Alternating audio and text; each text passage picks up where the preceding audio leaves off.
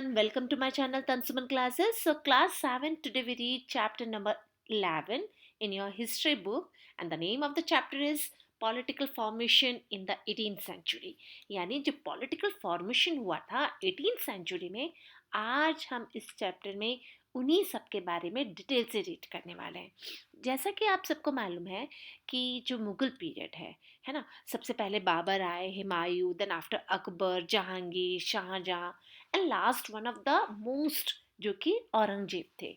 अब जो औरंगजेब है ना, उन्होंने 1707 तक ही राज किया। ठीक है।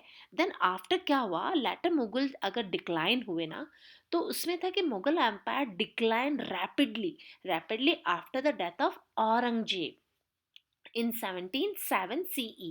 This year is generally considered the differential year of the separation because इस समय क्या हुआ था, जो मुगल पीरियड है ना वो बिखर गया था। और अगर हम बात करें कि जो मुगल पीरियड है उसमें they are the people unable to keep control over the empire, जो कि औरंगजेब के बाद जो भी लोग बने वो इस एम्पायर को कंट्रोल नहीं कर पाए। ठीक है। और दे आर अनेबल, सो उसकी वजह से वो बिखरता चला गया। And many of the later Mughal emperor had significant Indian Rajput and Persian. आज हम बात करेंगे कि जो मुगल पीरियड में बहुत सारे राजाओं ने राजपूतों के साथ भी बहुत अच्छे संबंध बनाए थे, लेकिन जो औरंगजेब है ना, उन्होंने ऐसा नहीं किया था। ठीक है। तो औरंगजेब का लास्ट अगर हम पीरियड माने तो वो 1707 तक था।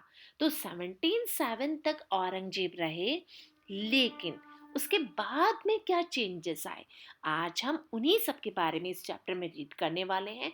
तो before we read this chapter, like and subscribe my channel.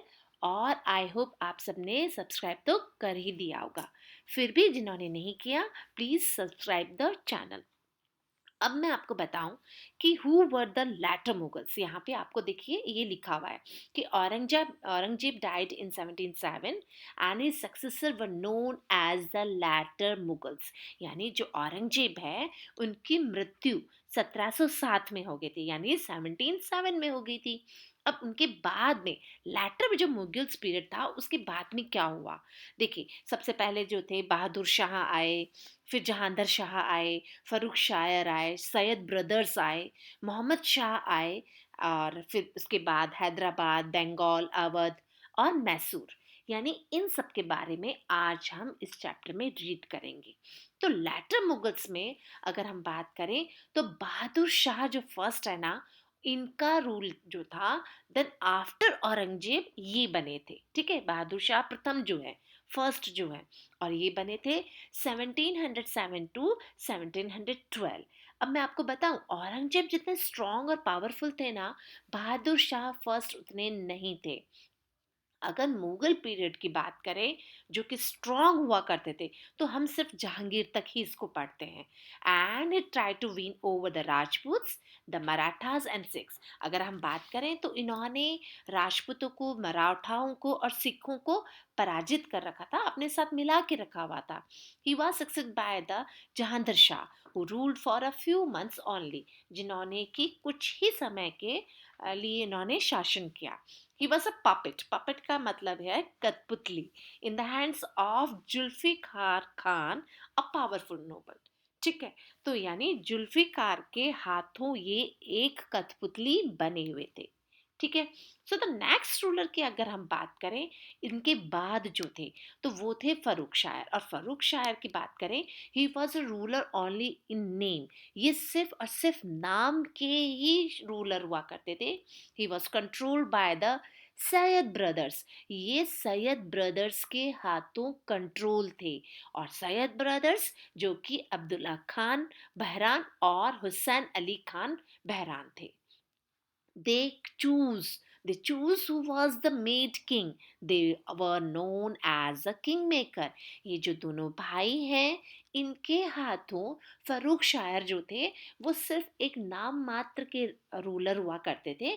और कौन चुनता था, चुनते थे सैयद ब्रदर्स। और सैयद ब्रदर्स को कहा जाता था king makers. In 1719 they remove Farrukh शायर। अब जो फर्रुख शायर को उन्होंने रिमूव कर दिया थ्रोन से। विद इन अ ईयर, उसी साल के अंदर अंदर they placed and remove two more rulers from the throne. उसी समय में, उसी एक साल में इन्होंने दो और राजाओं को भी बनाया, बट दे रिमूव्ड। और 1720 they made Mohammad the Shah the emperor. और मोहम्मद शाह को इन्होंने क्या बनाया? एम्परर बनाया। ठीक है।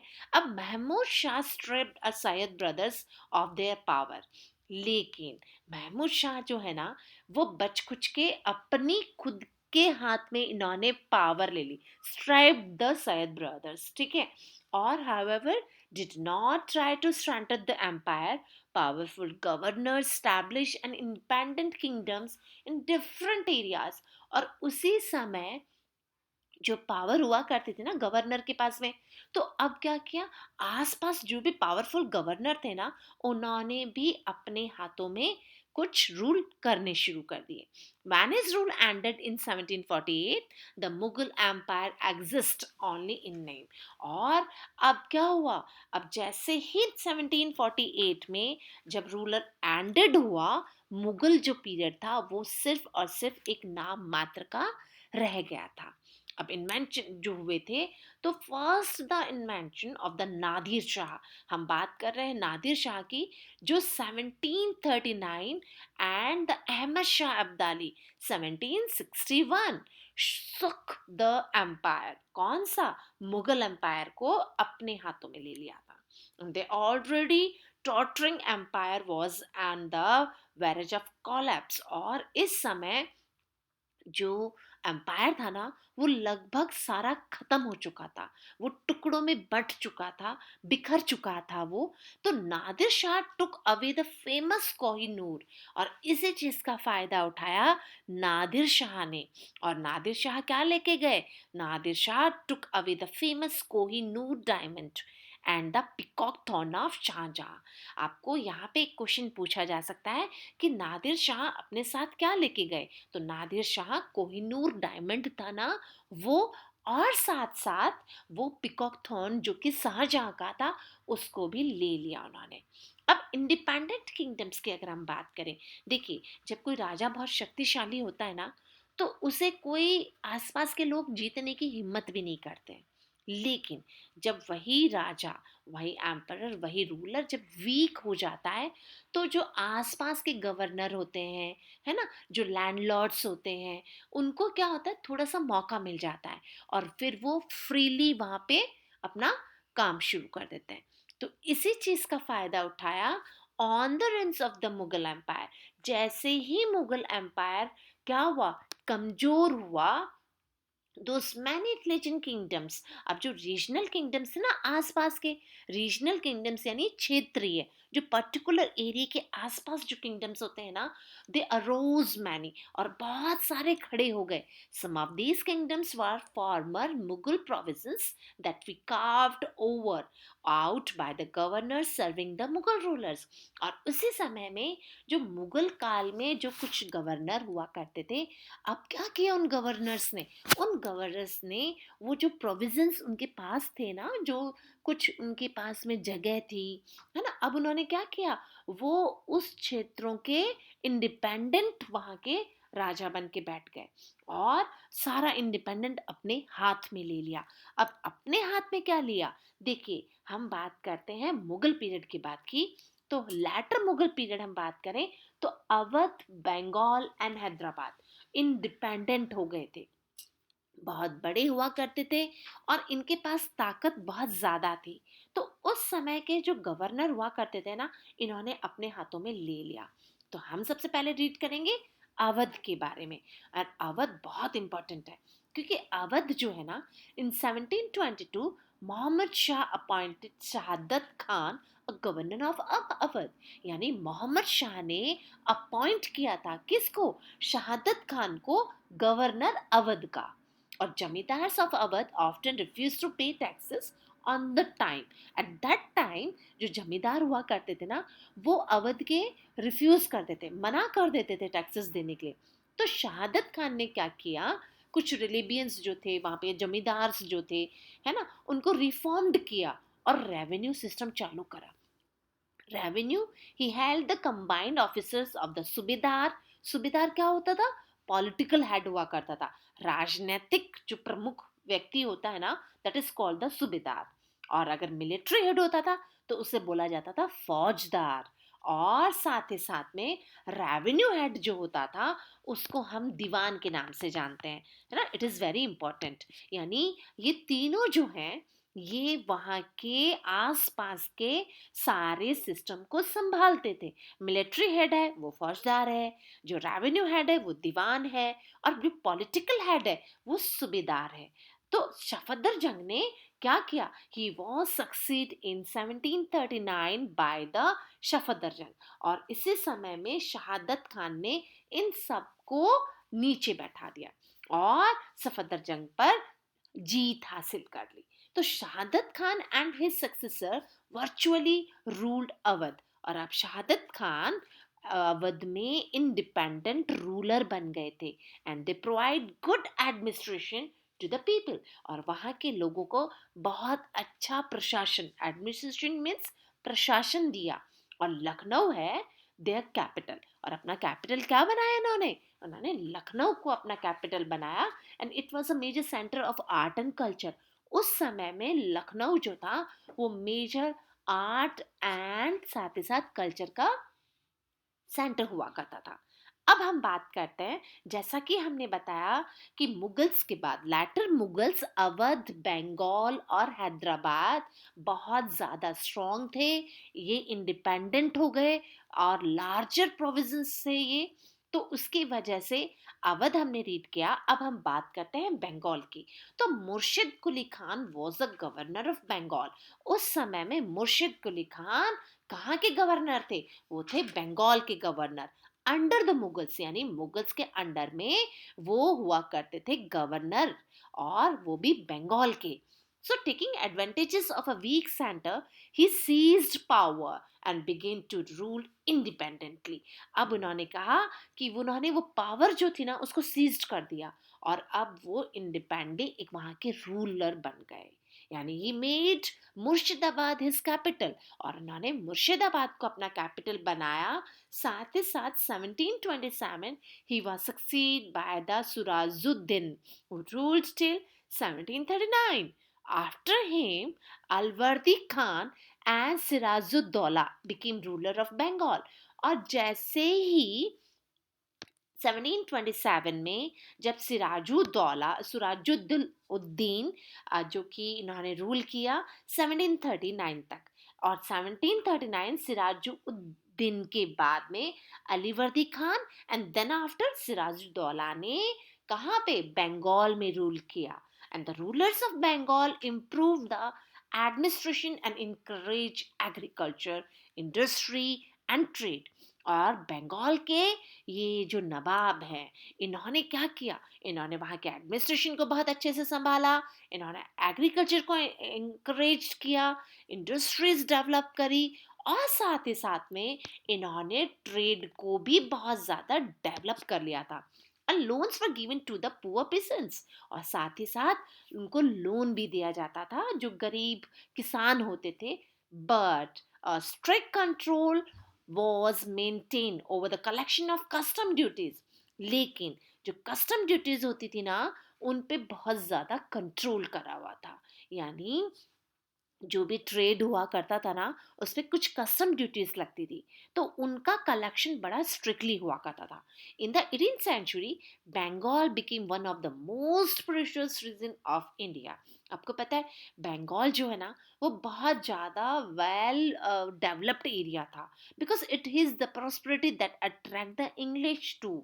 और यही इसकी उन्नति का कारण, इसके बहुत ज़्यादा फले फूलने के कारण जो लोग थे ना वो उसकी तरफ अट्रैक्ट होते थे, और उनमें से एक थे इंग्लिश। और the historic battle of Plassey, और जो हिस्टोरिक जो बैटल ऑफ प्लेसी जो है इन 1757 में जो हुई थी, एंड बैटल ऑफ बक्सर जो कि 1764 में हुई थी। अब इंग्लिश को, जो इंग्लिश पर्सन थे उनको यहाँ पे अट्रैक्ट किया बंगाल ने, क्योंकि बंगाल उस समय बहुत ज़्यादा डेवलप्ड था। ठीक है, तो उसकी इतनी अच्छी यानी बहुत ज़्यादा पैसा था उसके पास में, बंगाल के नवाबों के पास में।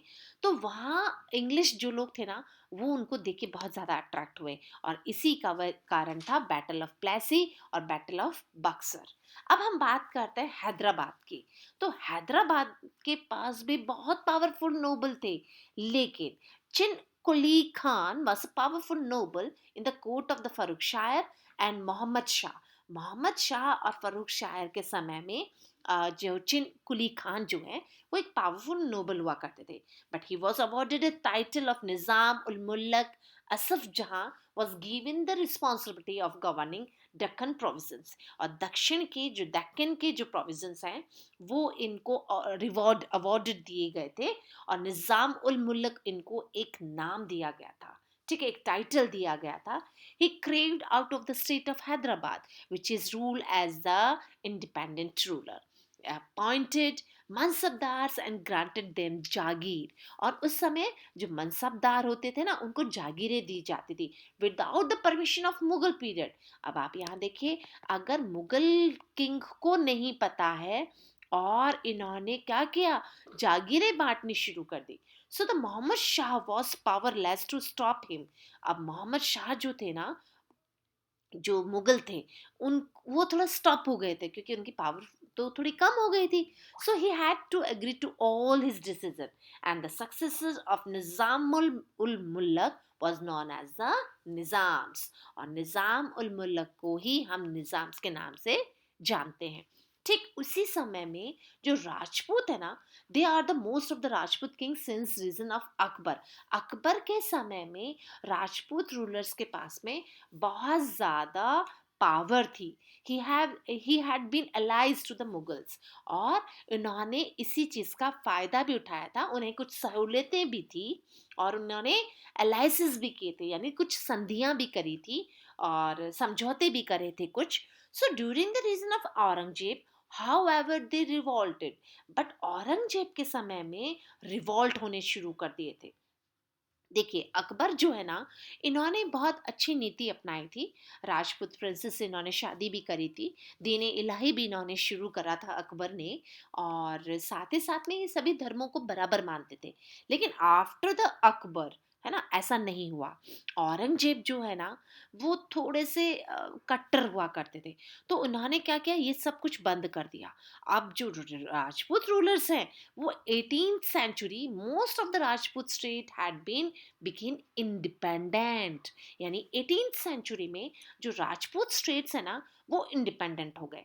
और उसमें से थे Sawai Raja Jai Singh of Amer. The most inclined Rajput rulers of this period was Savai Raja Jai Singh of Amer, and he encouraged the teaching and learning of science. जो सवाई राजा जय सिंह आमेर के जो राजा थे, राजपूत रूलर, ये टीचिंग और लर्निंग के बहुत ज़्यादा शौकीन थे। इन्होंने इंकरेज किया साइंस को, एंड सवाई राजा जय सिंह फाउंडेड। और जो सवाई राजा जय सिंह जी हैं, इन्होंने क्या किया, इन्होंने जयपुर को अपनी कैपिटल बनाया। ठीक है, the city of Jaipur, and made it his capital. इन्होंने इसको कैपिटल भी बनाया। He was also interested in the astronomy and build many observatories. So as you already read in the chapter 6, जो कि हम चैप्टर 6 में उनके बारे में रीड कर चुके हैं। Raja Jai Singh was only 11 year old boy when he became king. Raja Jai Singh सिर्फ और सिर्फ 11 साल के थे, तब वो राजा बन गए थे, किंग बन गए थे। And Aurangzeb gave him a title of Sawai. Sawai meaning 1.25 time more of a person, more of a man, यानी एक व्यक्ति से ज्यादा उसके पास में पावर थी। तो ये एक जो राजा जयसिंह जी हैं, उनके लिए बहुत बड़ा अचीवमेंट भी था। सो पंजाब की अगर हम बात करते हैं, पंजाब अंडर द सिख्स, तो Sikh became a strong political and military forces under Guru Gobind Singh. And गुरु गोविंद सिंह जी के अंडर में सिख जो हैं, उनके पास में बहुत ज़्यादा पॉलिटिकल पावर थी, बहुत ज़्यादा स्ट्रॉन्ग थे। He organized the Sikh into a military group called the Khalsa. और गुरु गोविंद सिंह जी वो हैं जिन्होंने कि सिखों को ऑर्गेनाइज किया और एक मिलिट्री ग्रुप बनाया जो कि खालसा के नाम से बहुत प्रचलित हुआ. And Khalsa meaning the pure, जो कि एकदम स्वस्थ एकदम स्वच्छ होते हैं. So the inspired his soldiers to fight the Mughals throughout the slogan. और उनके जो सैनिक थे वो बहुत इंस्पायर भी हुए बिकॉज उनका जो स्लोगन था वाहे गुरु जी का खालसा वाहे गुरु जी की फतेह. It's means that the Khalsa belongs to God. इसका मतलब है जो खालसा ग्रुप जो है दैट मीन द प्योर है ना, तो वो बिलोंग करते हैं गॉड को. And all the victories of the Khalsa are victories of God. और जो भी खालसा की अगर कोई जीत होती है तो वो भगवान की जीत है. And Guru Gobind Singh asked all Sikh men to wear five symbols. These उन्होंने कुछ पवित्र चीजें उनको पहनने के लिए कही और वो है कुछ 5 ऐसे उनके सिंबल्स, उनके धार्मिक सिंबल जो कि उनको दे मस्ट वेयर है ना, उनको पहनने ही होते हैं. फर्स्ट इज केशा और हेयर, जो कि केश होते हैं बाल जिसको कि हम बोलते हैं. कटिंग और removing hair from any part of the body is not allowed it as a hair is a symbol of the spirituality and signifying surrender of God will, यानी गॉड विल. यानी उन्होंने कहा कि जो केश होते हैं जो बाल होते हैं ना उनको रिमूव नहीं करना चाहिए, ना उनकी कटिंग होनी चाहिए because they are not allowed as a hair. Because उन्होंने कहा कि ये एक पवित्रता का सिंबल है ना. कंघा और comb, it is a symbol of the cleanliness. Just when we comb our hair we take out the broken strands of the hair.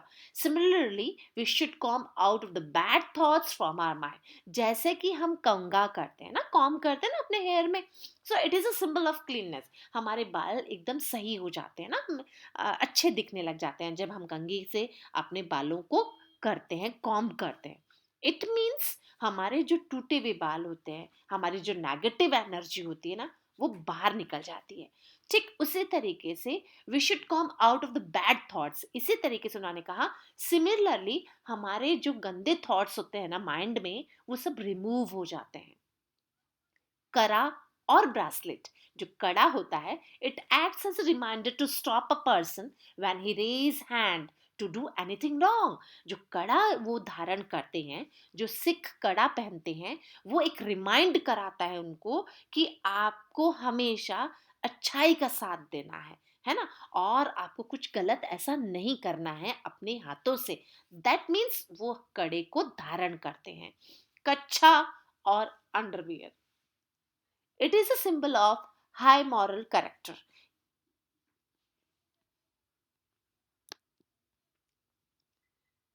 Kripan or Dag, it is to be used to defend and help.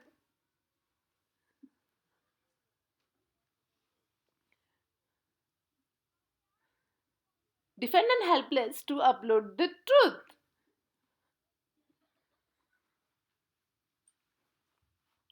So कृपाण जो होती हैं वो जो उसको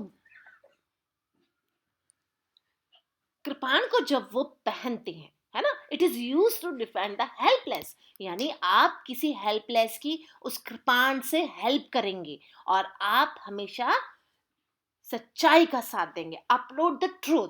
सो after Guru Gobind Singh the Sikh were led by the Banda Bahadur. He continued the struggle against the Mughal.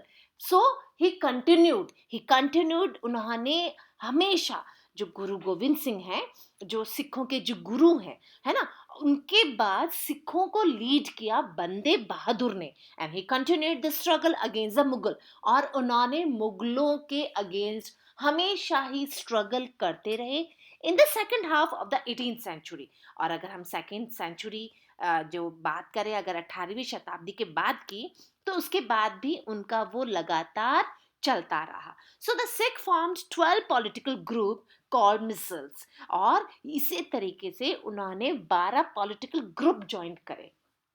That means सिखों ने 12 political groups बनाए जिनको कि हम मिसल्स के नाम से जानते हैं। And each micelles control a specific area and had a leader, यानी हर एक मिसल्स में स्पेसिफिक हेड हुआ करता था और उसको कंट्रोल करके रखते थे। So towards the end of the 18th century, Maharaja Ranjit Singh, the leader of the Sukrasika missile, and united all the missiles and established a powerful kingdom in Punjab.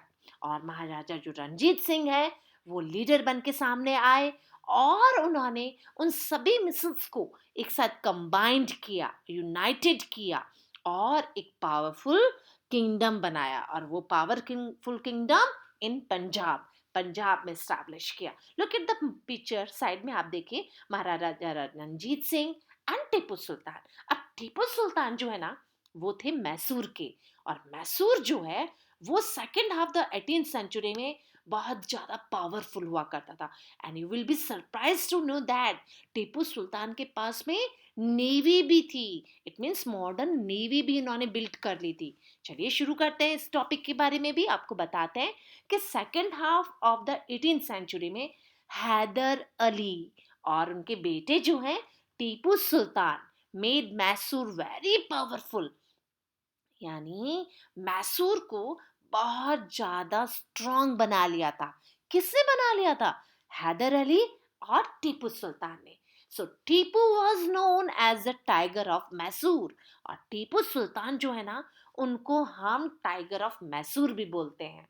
And both Hyder Ali and Tipu modernized the army and introduced a new efficient weapon। इन्होंने army को introduce करा, ठीक है, बहुत नए नए weapons लेकर आए, हथियार लेके आए with the help of French. And Hyder Ali established the modern arsenal as Dindigul, यानी जो अगर हम बात करें ना यहाँ पे अर्सनल का मतलब है सशस्त्र, यानी पूरे हथियारों से भरा हुआ। तो आपको पता है जो टीपू सुल्तान के जो फ्रेंड है ना वो एक फ्रेंच हुआ करते थे। तो with the help of the French इन्होंने नए नए वेपन्स को अपने सेना में शुरू कर लिया था, इंट्रोड्यूस हो गए थे, उससे उनके बारे में उनको पता चल गया था, और इन्हीं हथियारों का बहुत बड़ा जखीरा इन्होंने इकट्ठा कर लिया था। And Tipu Sultan even made efforts to build a modern navy. आपको पता है टीपू सुल्तान के पास में एक बहुत बड़ी नेवी की फौज भी हुआ करती थी, है ना, जो कि पानी पे काम करती है। So both father and son fought against the English, और दोनों जो फादर और जो सन थे, बाप बेटे जो थे ना, इन्होंने इंग्लिश के अगेंस्ट हमेशा अपना युद्ध जारी रखा। And Hyder Ali defeated them in the first Anglo Mysore war, और हैदर अली ने डिफीटेड दैम किसमें? मैसूर के 1769 वाले युद्ध में। But Tipu Sultan died fighting the English during the fourth Anglo-Mysore War। और जो टीपू सुल्तान है वो युद्ध से, उसमें युद्ध का लोहा लड़ते हुए इंग्लिश जो युद्ध हुआ था, एंग्लो फोर्थ वॉर जो हुआ था मैसूर का, उसमें मृत्यु को प्राप्त हुए। कब हुए? 1799 को। So rest of part the Maratha we will discuss in the next video. Thanks for watching this video. I hope आप सबको बहुत अच्छा लगा होगा, समझ में आया होगा। Please like and subscribe my channel. Thank you. Good day.